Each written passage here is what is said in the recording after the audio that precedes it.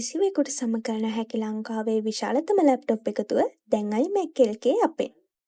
ඉන්දියාව සහ සෞත් අප්‍රිකාව අතර තිබිච්ච තරගයේදී ඉන්දියාව පරාජයට පත් වෙලා තිනවා මේ දකුණු ආසියානු රටවල් වලට මොකක් හරි හෙණයක්ද මන්ද අද දවසේදී. ඉතින් එහෙම පරාද වුණාන් පස්සේ අපේ ක්‍රීඩාලු වලින්ටත් පොඩි කික් එකක් එනවා. ඉන්දියාවත් පරාදුනේ පට්ට ගැප් එකක් තියෙනවා. උන්ගේ net run rate එකත් ලොකුවට මඩු වෙලා තින්නේ.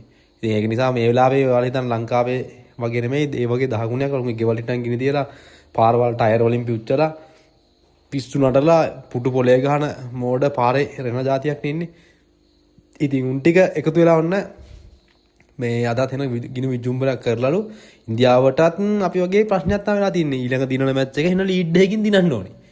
මොකද දකුණු අප්‍රිකාව ලකුණු 188ක් ගැහුවා. හරිද? දැන් ඉන්දියාව ඕවර් 18යි බෝල් 4කදී සියලු දෙනාම දැවි යනවා ලකුණු 111ක් පමණ ලබාගෙන. ඉතින් ඒකත් එක්ක ලොකු ප්‍රශ්නයක් වෙලා තියෙනවා. මේ ඒකත් එක්ක තමයි මේ ගැටලුව හටගන්නේ. කොහොම හරි ඔන්න ඉන්දියාවටත් ඒ ප්‍රශ්නේ වෙලා තියෙනවා. ඉතින් ඉන්දියාවයි ලංකාවයි දැන් දෙකම ඵලයල්ලා පට්ට ලීඩ් එකක් තියන් යන්න ඕනේ.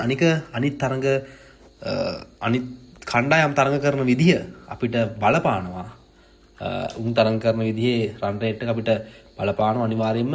ඒ උඩ පහත් ටීම් විශේෂයෙන්ම එංගලන්ත කණ්ඩායම් පරදින්න ඕනේ එක තරඟයක් හරි. ඉතින් පරදිලා අපි ඉංගලන්ත කණ්ඩායම් පරදින කණ්ඩායම් ඉන්න ඕනේ. ඉංගලන්ත කණ්ඩායම් පරද්දන කණ්ඩායම අපි උන්ට ගහන්නත් ඕනේ. ඉතින් ඒ වගේ කතන්දර රාශියක් තියෙනවා. ඉතින් රාශියත් මැදින් තමයි යන්න වෙන්නේ.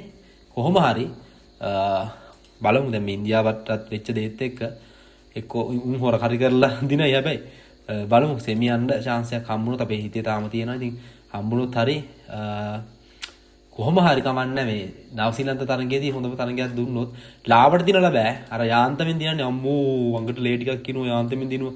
ඒවා බෑ බැරි වෙලා තින්නේ net run rate එක පල්ලෙහාට ගිහලා තින්නේ. ලොලන්තයට ගහිල්ලක් තියෙන්නේ. හරිද? ඉතින් ඔබටත් මේක සිතන අදහස පහතින් දක්වන්න අමතක කරන්න එපා. කිසිවෙකුට සම කරන හැකි ලංකාවේ විශාලතම ලැප්ටොප් එකතුව දැන් iMac LK අපෙන්.